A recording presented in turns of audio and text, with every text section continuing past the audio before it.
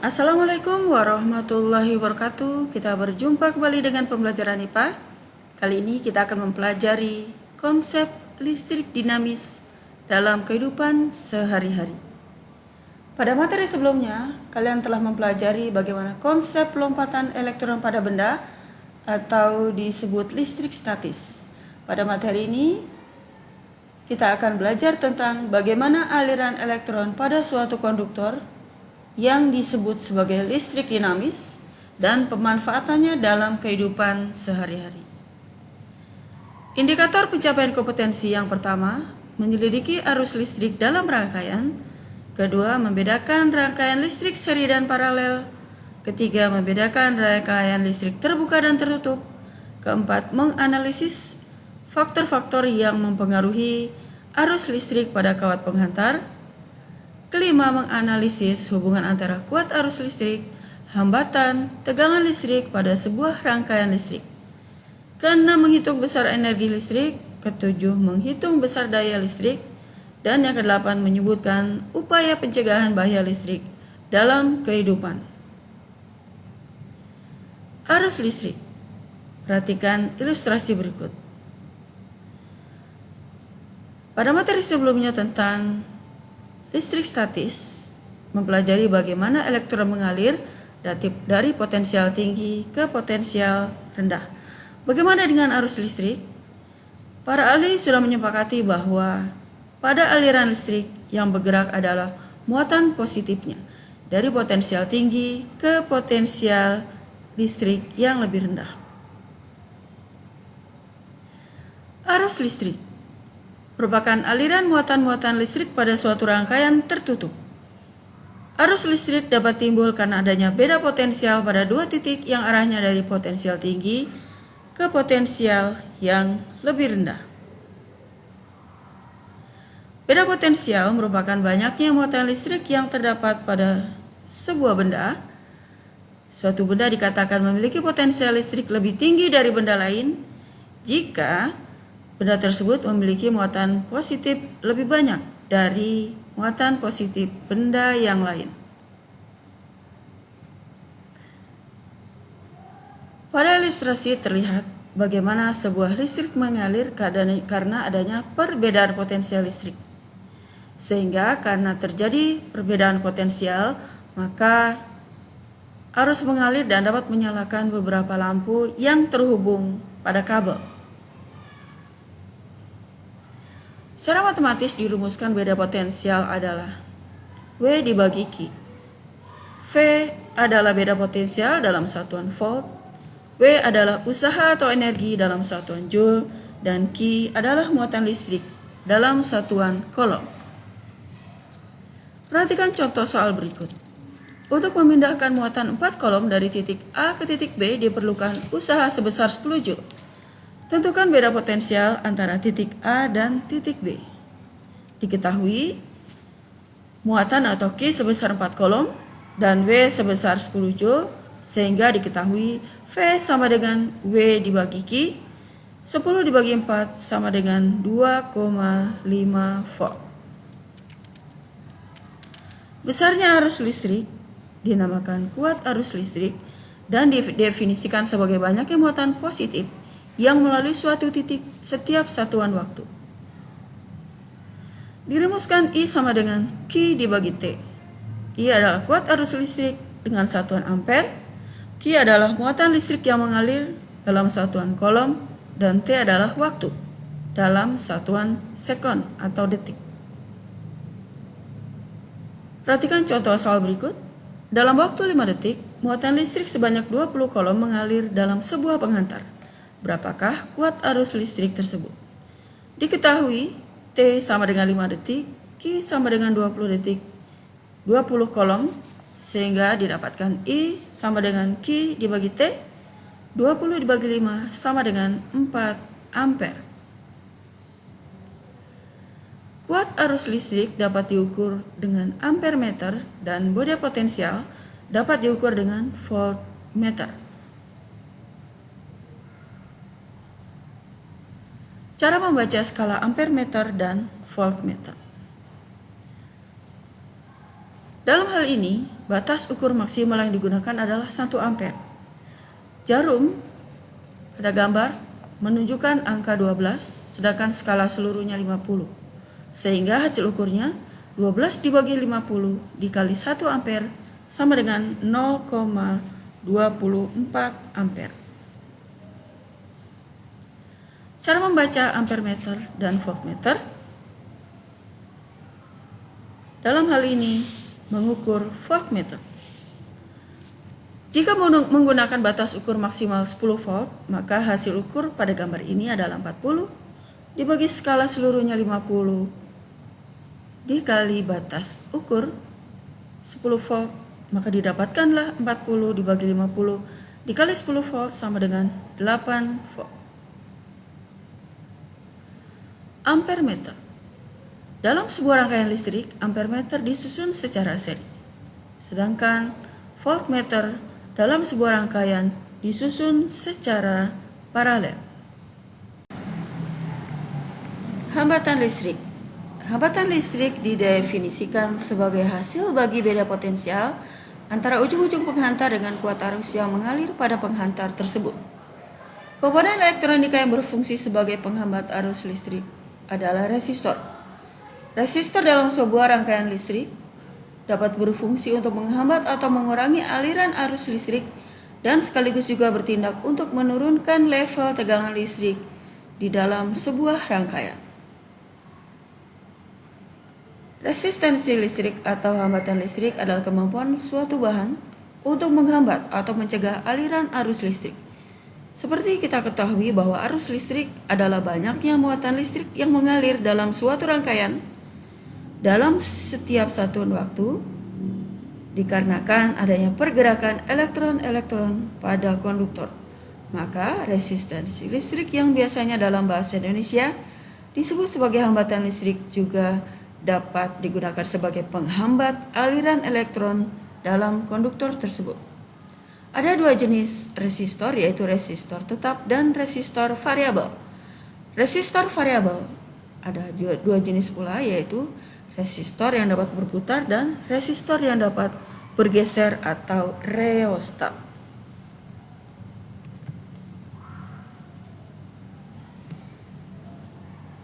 Kabel listrik. Kabel listrik umumnya digunakan untuk menghubungkan arus listrik dengan alat-alat elektronika. Kabel listrik juga digunakan untuk menghantarkan arus listrik yang terdiri dari konduktor dan isolator. Konduktor atau bahan penghantar listrik biasanya digunakan di dalam kabel listrik adalah dari bahan tembaga, aluminium, silver atau perak, dan emas.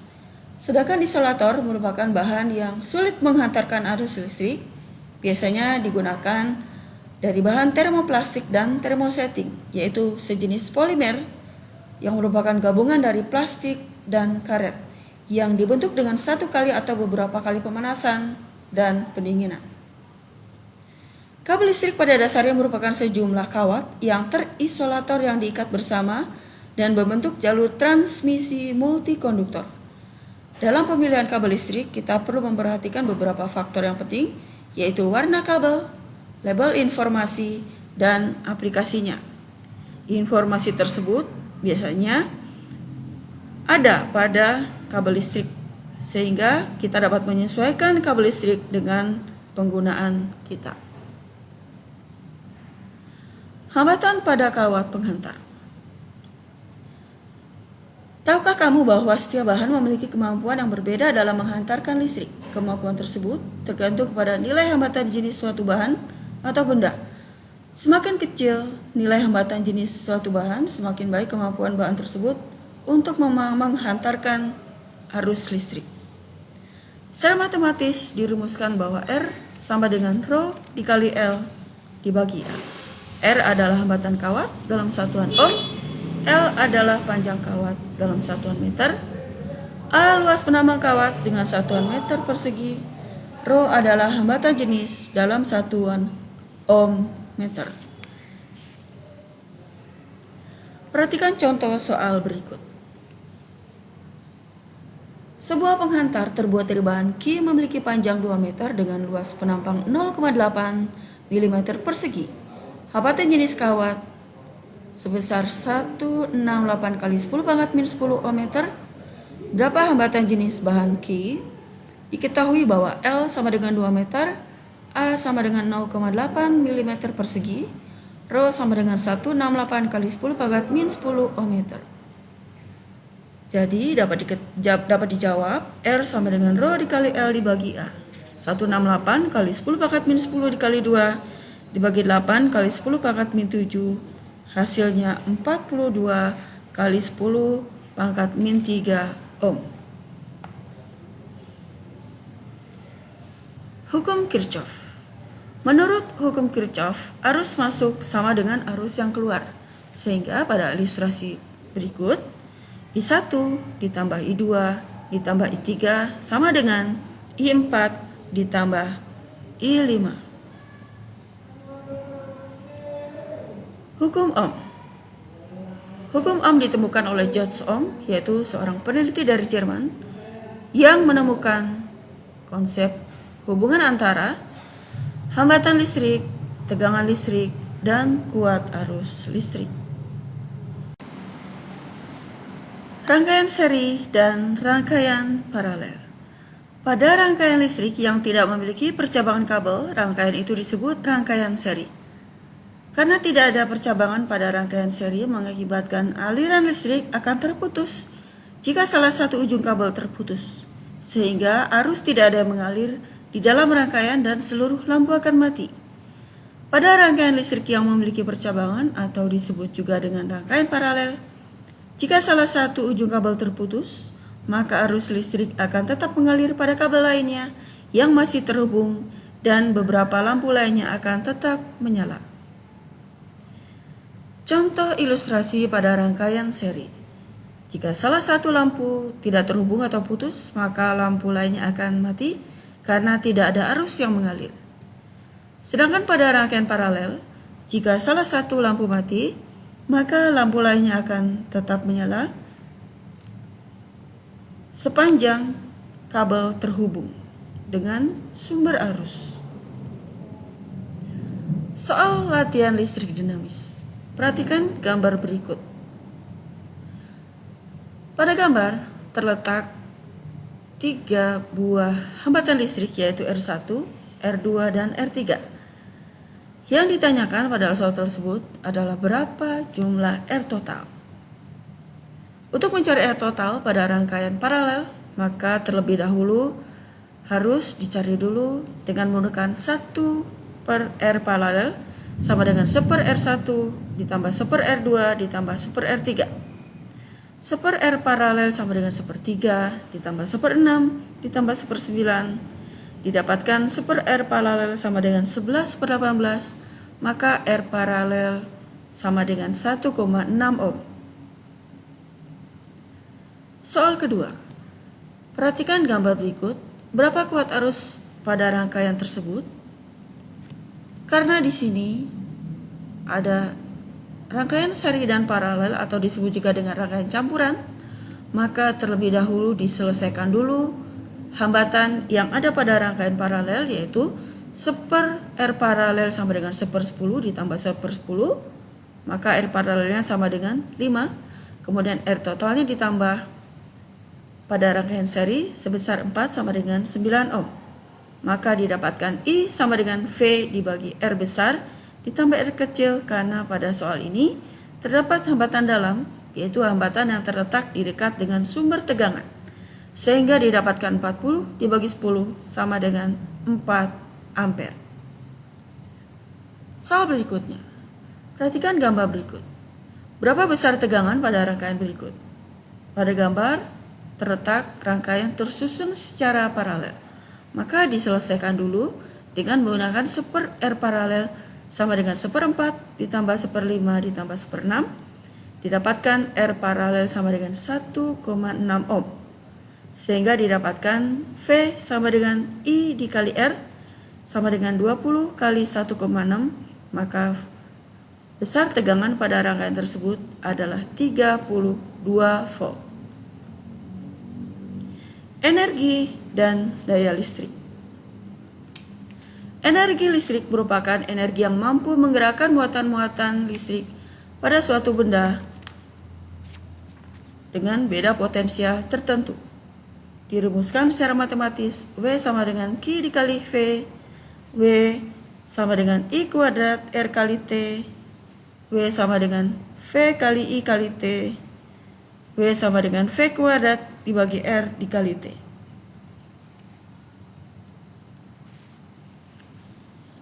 W adalah energi listrik dalam satuan Joule, Q adalah muatan listrik dalam satuan Coulomb, V adalah beda potensial dengan satuan Volt, T adalah waktu dengan satuan second, R adalah hambatan, satuannya ohm, dan I kuat arus dengan satuan ampere.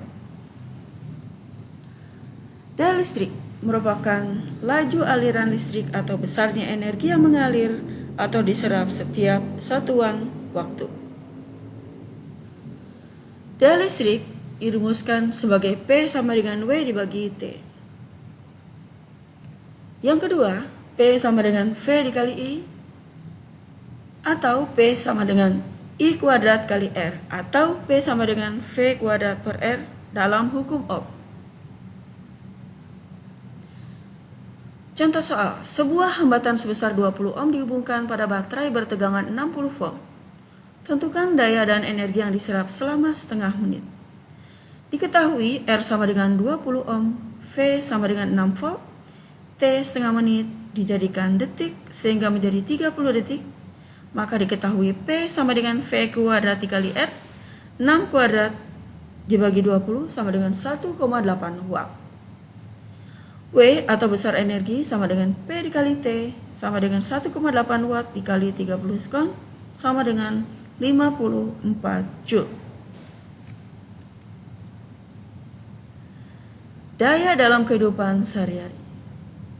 Pemasangan alat listrik di rumah tangga dirangkai secara paralel agar tegangannya melalui alat-alat tersebut besarnya sama. Untuk menghitung besar energi listrik, PLN memasang alat yang disebut kWh meter atau meteran listrik. Berikut adalah ilustrasi pemasangan listrik di dalam rumah. Pemasangan tersebut disusun secara paralel.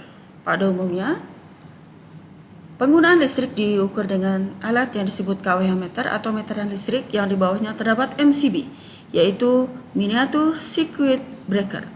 Merupakan komponen listrik yang bertugas untuk memutus aliran listrik ketika terjadi arus berlebih atau korsleting. Pemutusan arus listrik dilakukan secara otomatis dan ditujukan untuk memberikan keamanan pada pemakaian listrik di rumah, kantor maupun tempat lainnya. Penggunaan MCB sama dengan penggunaan pada sekring sebagai komponen keamanan listrik. Energi yang digunakan dalam kWh sama dengan daya dikali waktu dalam jam. Jadi, W sama dengan P dikali T. Biaya yang harus dibayarkan adalah jumlah energi yang digunakan dikali biaya per kWh. Perhatikan contoh soal berikut. Sebuah rumah menggunakan 5 lampu dengan daya masing-masing 60 watt, sebuah kulkas 160 watt, sebuah TV 80 watt, 3 lampu dengan daya 40 watt.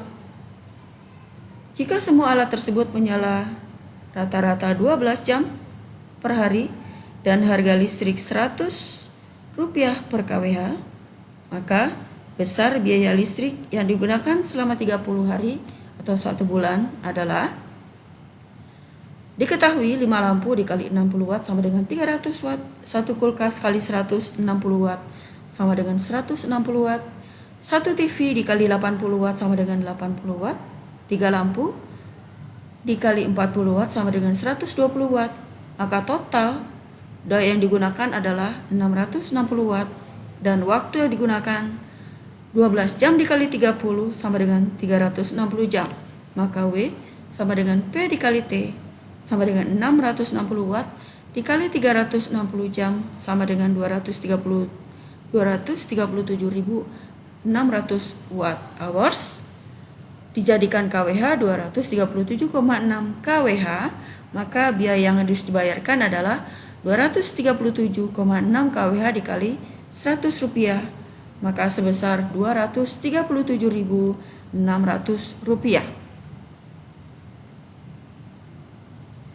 Contoh berikutnya. Perhatikan gambar. Pada gambar terletak sebuah setrika dengan daya 250 watt dan tegangan 220 volt. Bila alat tersebut digunakan selama 5 jam, maka energi listrik yang dikonsumsi adalah diketahui P atau daya sebesar 250 watt. Waktunya 5 jam, maka W sama dengan P kali T sama dengan 250 kali 5 jam. Maka W didapatkan 1,25 KWH. Soal berikutnya, sebuah lampu pijar 25 ohm dihubungkan dengan tegangan 220 volt selama 5 menit. Maka energi yang diterima dari aliran tersebut adalah diketahui bahwa W sama dengan 220 volt, R-nya 25 ohm, T sama dengan 300 detik. Maka W sama dengan, karena di sini ada V, ada R, ada T, maka dapat digunakan rumus W sama dengan V kuadrat dibagi R dikali T sama dengan 220 kuadrat dibagi 25 dikali 300 sama dengan 580.000 Joule. Sumber-sumber energi listrik. Yang pertama yaitu yang bersumber dari energi matahari. Energi matahari merupakan sumber energi terbesar dan paling melimpah.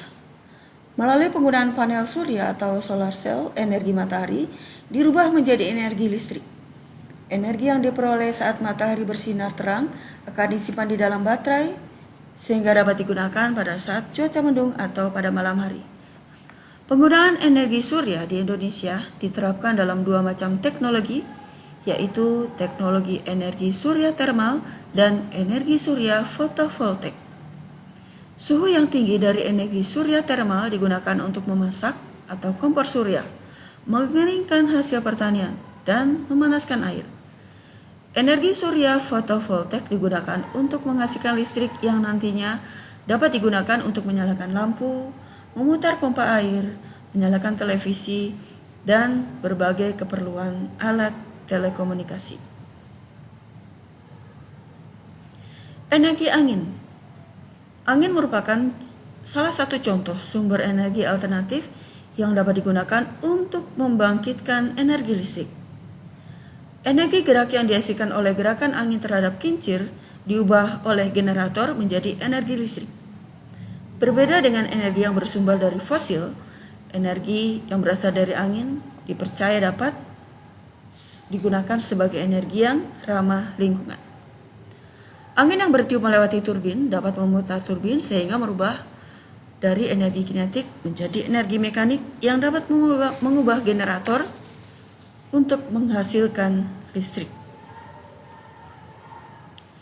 Energi air atau hydropower. Air yang mengalir dari hulu ke hilir, khususnya pada sungai-sungai yang berarus deras, dapat dimanfaatkan sebagai sumber energi alternatif untuk membangkitkan energi listrik. Arus dari air sungai dimanfaatkan untuk menggerakkan turbin yang terhubung pada generator sehingga energi listrik dapat dihasilkan. Selain dari sungai-sungai yang berarus deras, dapat juga digunakan gelombang air laut yang dapat menggerakkan turbin sehingga menghasilkan energi listrik. Bioenergi. Bioenergi adalah energi yang diperoleh atau dibangkitkan yang berasal dari biomasa. Biomasa merupakan bahan-bahan organik yang berumur relatif pendek dan berasal dari tumbuhan atau hewan, produk dan limbah industri budidaya seperti dari pertanian, perkebunan, kehutanan, peternakan, dan perikanan. Bentuk akhir dari energi bioenergi adalah sebagai biofuel, yaitu bahan bakar nabati, biomass-based electricity, yaitu listrik biomasa. Mengapa bioenergi penting? Bioenergi penting dikarenakan sumber energi yang berasal dari fosil sudah semakin berkurang sehingga diperlukan sumber energi alternatif yang berasal dari biomasa. Biomasa merupakan satu-satunya sumber energi terbarukan yang merupakan sumber daya bahan bakar yang dapat menggantikan bahan bakar fosil. Pemanfaatan bioenergi dapat menggunakan teknologi dan mesin yang selama ini dikembangkan untuk mendaya gunakan sumber daya fosil. Karena itu, bioenergi merupakan di dalam sektor pertanian merupakan sumber energi yang berubah paling cepat dan paling dinamis. Upaya menghemat energi. Yang pertama, menggunakan lampu hemat energi. Kedua, menggunakan listrik yang berdaya kecil. Ketiga, mencabut steker bila tidak digunakan. Keempat, mematikan lampu jika tidak digunakan. Upaya mencegah bahaya penggunaan listrik. Yang pertama, mencabut kabel dari stop kontak jika tidak digunakan, memasang sekring atau pengaman dengan benar, dan tidak memegang kabel yang terbuka, dan menghindari air atau memegang dengan tangan basah ketika menyambung dan memutuskan arus. Listrik saat ini merupakan salah satu sumber energi terbesar yang dipakai oleh hampir seluruh manusia di dunia. Listrik menjadi kebutuhan utama, baik di rumah tangga, di kantor, gedung sekolah, dan berbagai macam industri. Listrik juga dapat mengalir di dalam tubuh kita. Listrik akan terus bergerak dari satu neuron ke neuron yang lain ketika otak kita aktif bekerja. Beberapa hewan pun dapat menghasilkan listrik yang berfungsi sebagai penunjuk arah. Ada pula yang berfungsi sebagai sistem pertahanan terhadap musuh. Manfaat listrik yang begitu besar dapat kita manfaatkan secara arif dan bijaksana agar pelestarian alam sebagai sumber energi listrik tidak cepat habis. Demikian materi listrik dinamis. Semoga kalian lebih mengerti tentang konsep listrik dinamis dalam kehidupan sehari-hari. Terima kasih atas perhatian kalian. Assalamualaikum warahmatullahi wabarakatuh.